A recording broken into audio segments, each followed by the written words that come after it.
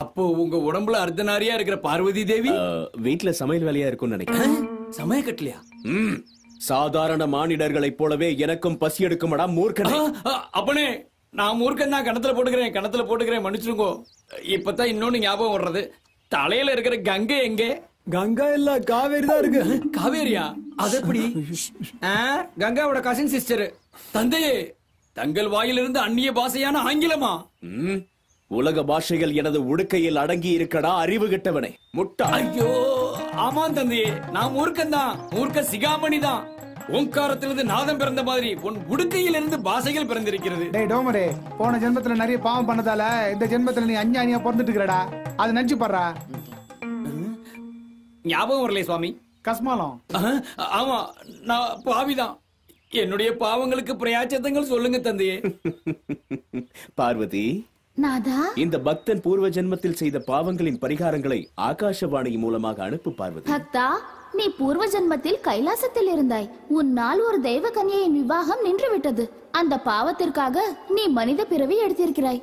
அந்த தெய்வ கன்னி உன் மகளாய் பிறந்திருக்கிறாள்.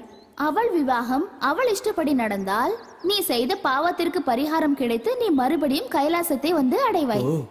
அதுக்குத்தான் என் பொண்ணு காதலிச்சு கல்யாணம் பண்ணிக்கிறேன்னு சொன்னாளா? அதை கூட புரிஞ்சுக்கிறாம முட்டாளா இருந்திருக்கேனே.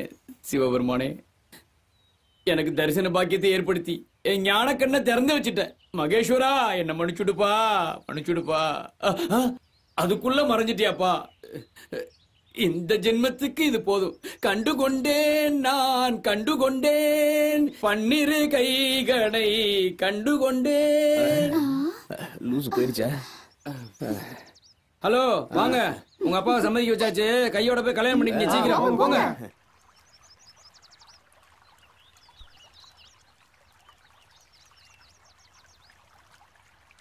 Hi, happy married life. உங்க அப்பாவோட சமூகத்தோட கல்யாணம் பண்ணி வச்சாச்சு. No more suicide plan. Go and enjoy. எங்களை ஆசீர்வாதம் பண்ணிடுங்க. 16 மீட்டர் பெருவாழ்வு வாழ்க.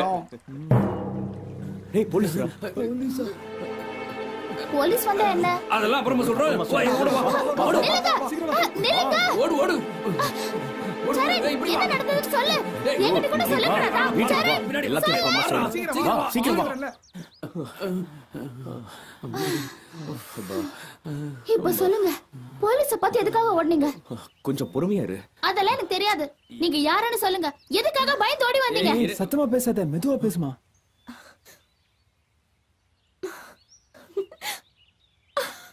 ஹாய் பிரதர்ஸ், பாக்குறதுக்கு உண்மையான சிவன் மாதிரியே இருக்கீங்க. அம்மா, யார் வந்திருக்காங்க? உங்க பசங்க தான்மா. அட, என்ன இவங்க இந்த வேஷத்துல வந்திருக்காங்க? அடடா, இந்த வேஷம் உங்களுக்கு ரொம்ப நல்லா இருக்கு. ஆமா, எதுக்காக இந்த வேஷம் போட்டிருக்கீங்க? 2 காதலர்களை சேர்த்து வைக்கிறதுக்காக இந்த அவதாரம் எடுத்தாங்கம்மா. அப்படியா? ரொம்ப நல்ல வேலை பண்ணிருக்கீங்க. அது வந்து நானு சொல்லக்கூடாதுன்னு சொல்லிருக்கல, எதுவும் சொல்லக்கூடாது. அது சரி, இதெல்லாம் எங்க வாங்குனீங்க? அது வடபழனி கோயில் பக்கத்துல இருக்க கணபதி ஸ்டோர்ல. அப்படியா? ஊர் கண்ணு, உறவு கண்ணு, நாய் கண்ணு, ஏன் கண்ணு எல்லாம் ஒழிஞ்சு போகணும். துப்புங்க. போய் காலை கழுவுங்க.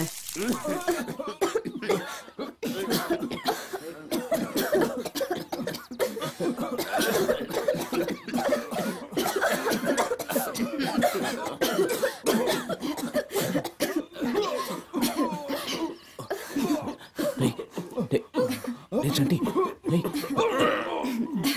4 பேருக்கு அவ்வளவு திஷ்டியா?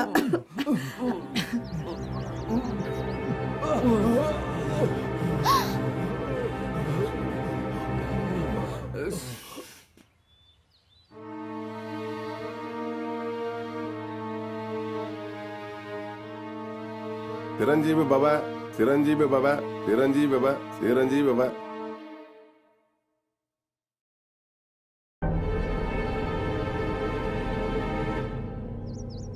யார் நீங்க? என்னைக்கு கோவிலுக்கு வராதவங்க இன்னைக்கு மட்டும் கோவிலுக்கு எதுக்காக வந்திருக்கீங்க? ஏன்னா எங்க பிரச்சனையை வேற யார்ட்டையும் சொல்ல முடியாது. என்கிட்ட கூட சொல்லக்கூடாதா? ஆமா, யார்ட்டையும் சொல்ல முடியாது. அப்ப நேத்து நடந்ததெல்லாம் அத கேட்காத, அந்த விஷயத்தை மறந்துடு காவேரி. வானா காவேரி, திரும்பவும் அந்த விஷயத்தை ஞாபகப்படுத்தாத. போலீஸ பார்த்து எதுக்காக ஓடுனீங்க? ஓடிதான் ஆகணும், வேற வழி இல்ல. அதுக்காக எங்களை கொலகாரங்களோ கொள்ளக்காரங்களோன்னு தயவு செஞ்சு நினைச்சிடாத. நான் ஒரு நாளும் அப்படி நினைக்கல, நினைக்கவும் மாட்டேன். ஆனா உண்மை என்னங்கறத நீங்க சொல்லிதான் ஆகணும். ஏன் உனக்கு எதுக்கு நான் சொல்லணும்? உன்னை நான் காதலிச்சதுக்காக, உன்னையே கல்யாணம் பண்ணிக்கணும்னு ஆசைப்படுறதுக்காக. உன் ஆசை நிறைவேறது ரொம்ப கஷ்டம் காவேரி. இப்ப இருக்க சூழ்நிலையில உனக்கு எந்த வாக்குறுதியும் கொடுக்க முடியாது. அப்படி என்ன நிலைமை? அது இல்ல காவேரி. அவகிட்ட என்ன பேச்சு? சொல்லல நான் செத்துருவாளான்னு. வாட போலாம். நிலுச்சரன், சொல்லலன்னா என் மேல சத்தியம். டேய் மச்சான், காவேரி உன் மேல ரொம்ப லவ் ஆகுதுடா. டேய் அவகிட்ட சொல்லிடலாம்டா, அதுக்கப்புறம் அவளே முடிவு பண்ணிக்கட்டும். நாங்கெல்லாம் இந்த ஊருக்கு வர்றதுக்கு முன்னாடி சென்னையில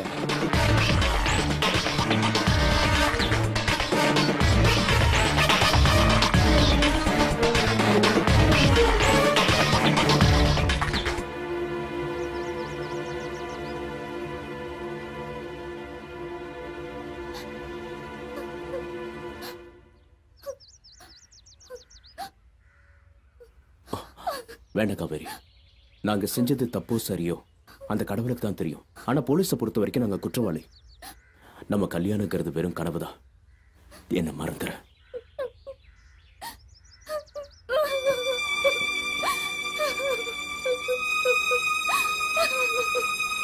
காவேரி, காவேரி அழாத, அழாதன்னு சொல்றல்ல காவேரி.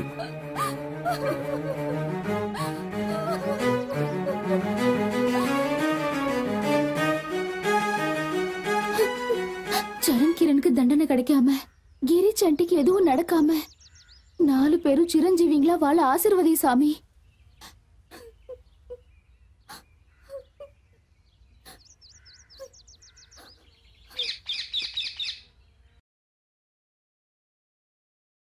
என்ன காவேரி ஒண்ணுமே பேச மாட்டேங்கிற?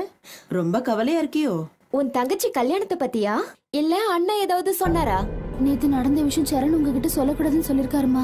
ஆனா என்னால சொல்லாம இருக்க முடியல. அவங்கள பத்தி உங்களுக்கு ஒரு விஷயம் சொல்லுங்க. காவேரி, நேத்து நடந்த விஷயம் தானே? நானே சொல்றேன். எனக்கு பயமா? அம்மா, என்ன நடந்ததுன்னா நேத்து கோவில் கிட்ட இல்ல தோட்டத்துக்கிட்ட. சொல்லுடா என்ன நடந்துச்சுன்னு. சொல்லுனா. சொல்றேன். காவேரி எழுந்துரு, வா சொல்றேன். இது காவேரிமா, இது நான்மா. தோட்டத்துல வேலையை முடிச்சுட்டு பம்பு செட்ல வந்து முகம் கழுவிட்டு கிரி கிட்ட டவல் கேட்டேன். அப்ப அங்க வந்த காவேரியோட முந்தானைய டவல் நினைச்சுக்கிட்டு இதோ இப்படி தொடச்சிட்டு டவல் தானேன்னு நானும் இழுத்தேம்மா. அது வந்துகிட்டே இருந்தது. இது டவல் இல்ல சாரின்னு யாராவது சொல்லணும்லமா? சொல்லவே இல்லம்மா. அதுக்கப்புறம் தான் நான் சண்டி கிட்ட, காவேரி என்ன விரும்புறதெல்லாம் சரி, ஆனா கல்யாணத்தை தங்கச்சி கல்யாணத்துக்கு அப்புறம் வச்சுக்கலாமா இல்ல முன்னாடி வச்சுக்கலாமான்னு எனக்கு ஒரு டவுட். திரும்பி பார்த்தா இதோ இப்படிதான் எல்லாரும் சிரிச்சாங்க. இவ இப்படி நின்னா என் கையில சேலை. இந்த விஷயத்த சொல்றதுக்கு இவ்வளவு வெக்க போடுறான். போடா வெளியே. இப்படியே நின்னுட்டு இருந்தா இப்படி போய் என் சேலை கட்டிக்கோ.